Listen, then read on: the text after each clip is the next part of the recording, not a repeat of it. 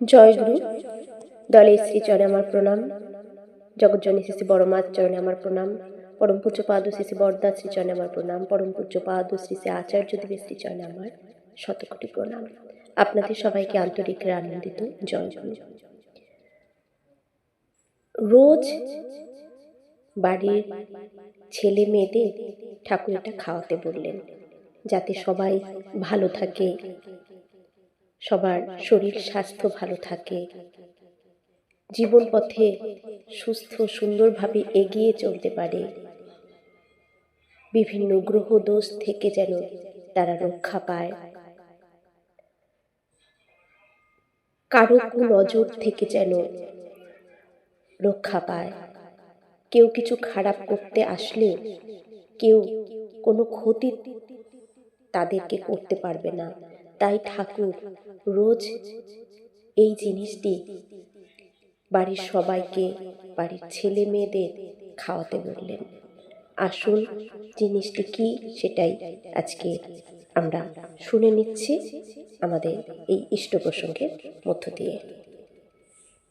একজন শ্রী ঠাকুরকে প্রশ্ন করলেন, রাহু দৃষ্টি থেকে কিভাবে রক্ষা পাব?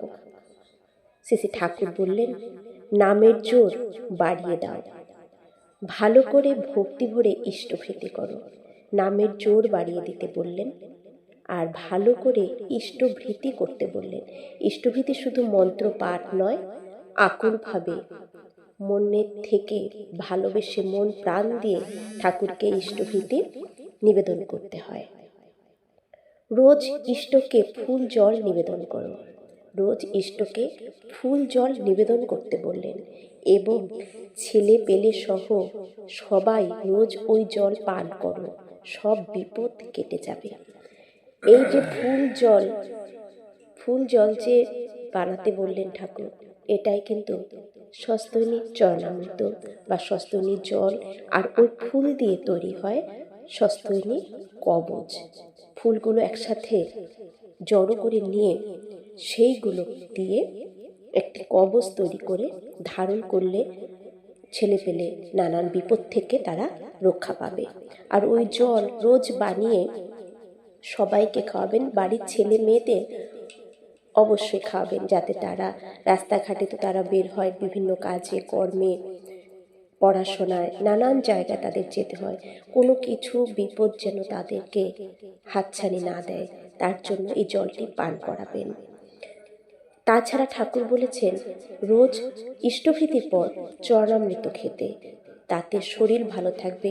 কেউ কোনো খারাপ করতে আসলেও কেউ কোনো খারাপ আপনাকে করতে পারবে না। যে করতে আসবে বরঞ্চ তারই ক্ষতি হয়ে যাবে। তাই ইষ্টভৃতির পর হাতের তালুতে জল নিয়ে খুব নাম করে, একদম মন প্রাণ ঠাকুরকে দিয়ে সেখানে নাম করে, যারা স্বস্তিনী তারা স্বস্তিনী মন্ত্র পাঠ করে ওই জলটি নিজের হাতে নিয়ে পান করে নিন। এই চরণামৃতটি যে রোজ ইষ্টভৃতির পরে খাবে তার কোনো ক্ষতি হতে পারে না। কোনো গ্রহ, শনি গ্রহ বলুন, যে গ্রহই বলুন, কোনো গ্রহই তাকে কিন্তু একদম হেলিয়ে দিতে পারবে না। কারণ গুরু যার সহায় থাকবে তাতে কেউ কোনো গ্রহ কোনো খারাপ কিছুই কখনোই করতে পারবে না। আমরা কথায় বলি না, গুরুর সহায় আছে তাই রক্ষা পেয়েছে। তাই গুরুর কথা মেনে চলতে হয়। তিনি ঠাকুর এই কথাগুলো বলেছেন, এইটুকু কি আমরা মানতে পারবো না? নিশ্চয়ই পারবো। সবাই মেনে যাতে আমরা ভালো থাকি এবং সবাইকে এটি জানান দেবেন। জয় গুরু।